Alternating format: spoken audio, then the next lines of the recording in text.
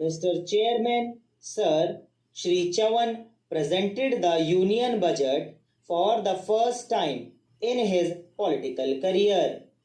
Shri Chavan is a very experienced politician and an able administrator.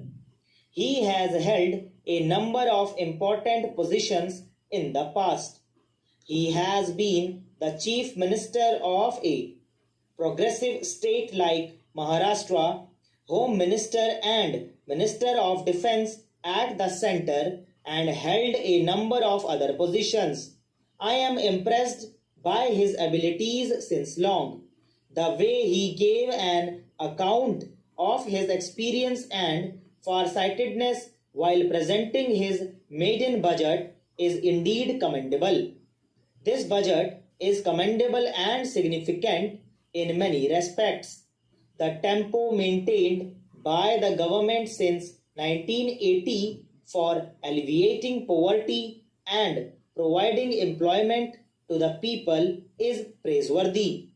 The efforts of the government have resulted in an increase in these activities year after year, and this too is commendable. But this year, the Honorable Minister has broken all previous records as he has given special impetus to the poverty alleviation program in the budget. The most significant among all these programs is the Jawaharlal Nehru Rozgar Yojana, under which there is a proposal to provide employment to one member in each family in 120 districts. It is in itself a revolutionary step. Our party has decided that employment must be given to at least one person in each poor family all over the country. Though details of the program as to how this scheme will be implemented and how employment will be provided are still to come before us, yet I would like to praise this bold decision, the benefits of which will reach lakhs and crores of people throughout the country and will provide relief to them. A number of concessions have been given to poor people in this budget with a view to providing them relief, but at the same time it gave a setback to the middle class. So far as I can understand, the budget will in no way affect the rich people. First of all, I would like to draw the attention of the Honorable Minister to poverty alleviation programs because the government is earmarking huge funds for these programs. Now it becomes the duty of the central government to see that the money reaches the people properly. It is not today only, but for years that the honorable members have been expressing the view that the beneficiaries do not receive the full amount of money that is earmarked for them. There could have been some difference of opinion had even 25% of the funds reached the people. But it is an acknowledged fact, and the government, even the Prime Minister, has admitted that the money released from the center under poverty alleviation programs or employment programs does not reach the people. It is all the more distressing that in spite of the fact that we agree with this view and know everything, so far no effective step has been taken to ensure that the full amount reaches the people. Only two agencies are involved in this work. The central government allocates the money and the state governments implement the programs.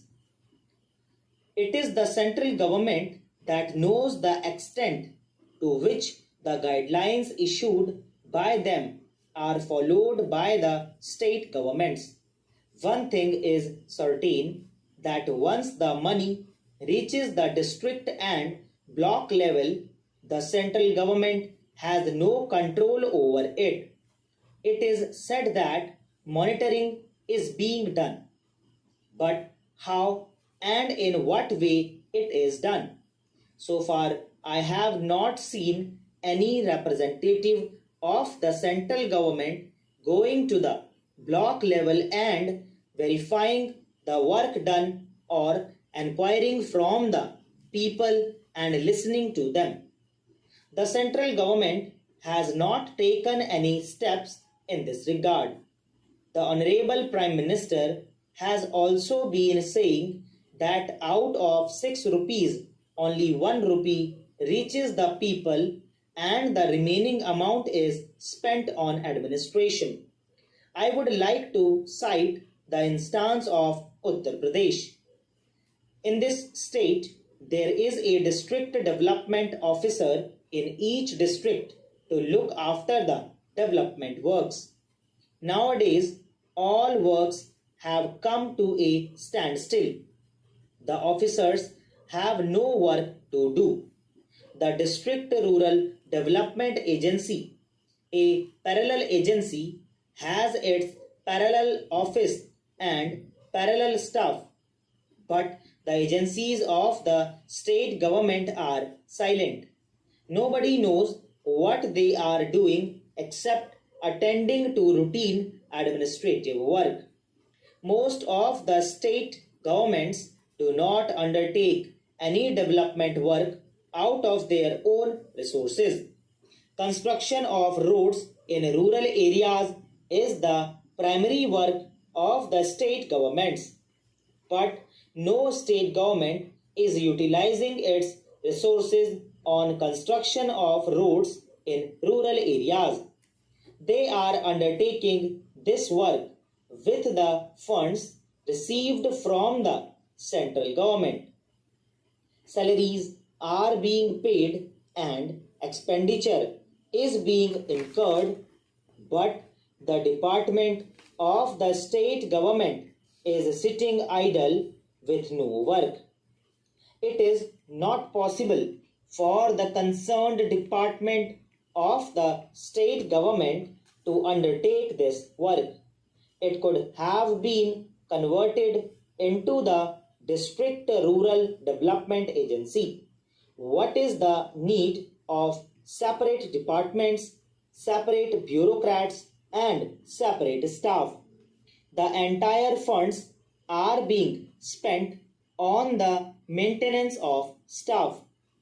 Honorable Member of Finance might be aware that the state governments do not want to mobilize resources.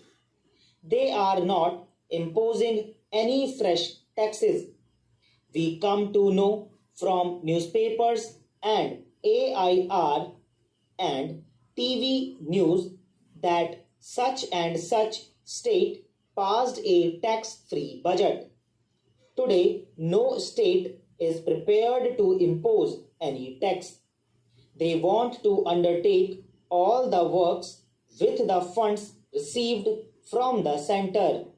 Every state, whether it is the Congress ruled or non-Congress ruled, alleges that the central government is discriminating against it. It has become a tendency with the state governments not to levy any taxes. They want to depend entirely on funds given by the center.